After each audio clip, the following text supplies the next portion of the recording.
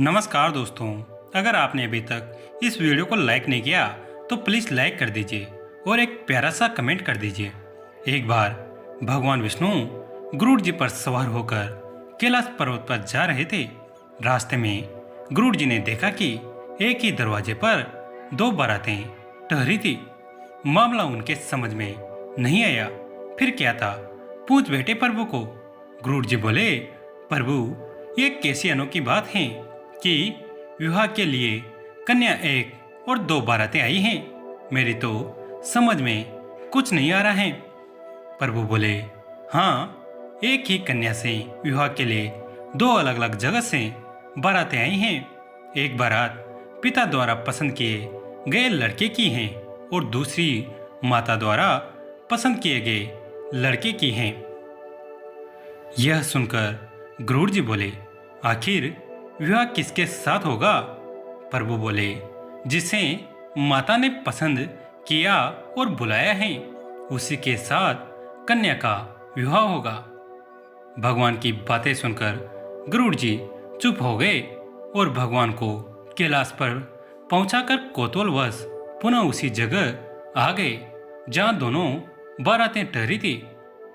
गरुड़ जी ने मन में विचार किया कि यदि मैं माता के बुलाए गए वर को यहाँ से हटा दूं तो कैसे विवाह संभव होगा।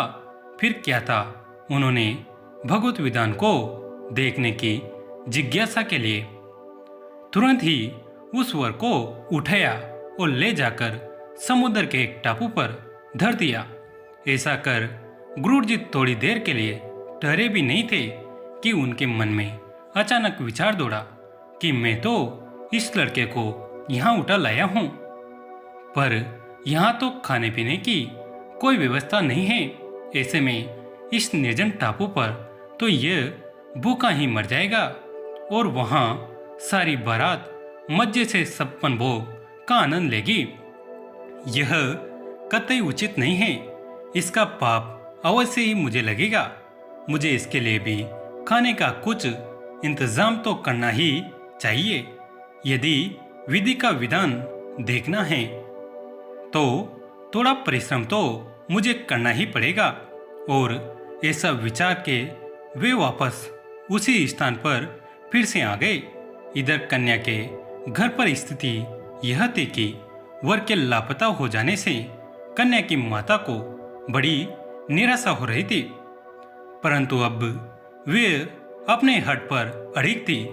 अतः कन्या को एक भारी टोकरी में बैठाकर ऊपर से फल फूल मेवा मिष्ठान आदि सजाकर रख दिया, जिसमें कि भोजन सामग्री ले जाने के निमित्त वर पक्ष से लोग आए थे। माता द्वारा उसी टोकरी में कन्या को छिपाकर पीछे उसकी यह मनसा थी कि वर पक्ष के लोग कन्या को अपने घर ले जाकर वर को खोजकर उन दोनों का ब्याह करा देंगे। माता ने अपना यह भाव किसी तरह होने वाले समधि को सूचित भी कर दिया था। अब संयोग की बात देखे आंगन में रखी उसी टोकरी को, जिसमें कन्या की माता ने विविध फल मेवा मिष्ठान आदि से भरकर कन्या को छिपाया था, गरुड़ जी ने उसे भरा देखकर उठाया और ले उड़े। उस टोकरी को ले जाकर गरुड़ जी ने उसी निर्जन टापू पर, जहां उस पहले से ही वर को उठा ले जाकर उन्होंने रखा था, वर के सामने रख दिया। इधर भूख के मारे व्याकुल हो रहे वर ने जो ही अपने सामने भोज्य सामग्रियों से भरी टोकरी को देखा तो बाज की तरह उस पर झपटा। उसने टोकरी से जैसे ही खाने के लिए फल आदि निकालना शुरू किया तो देखा कि उसमें 16 संगारों से वह युवती बैठी थी जिससे कि उसका विवाह होना था। गरुड़ जी यह सब देखकर दंग रह गए। उन्हें निश्चय हो गया कि हर इच्छा बलवान, राम की नहीं चाहे सो होई, करे अनेता अस नहीं कोई। फिर तो शुभ मुहूर्त विचार कर स्वयं गरुड़ जी ने ही पुरोताई का कर्तव्य निभाया। वेद मंत्रों से विधि पूर्वक विवाह कार्य संपन्न कराकर वर वधू को आशीर्वाद दिया और पुनः उनके घर पहुंचाया।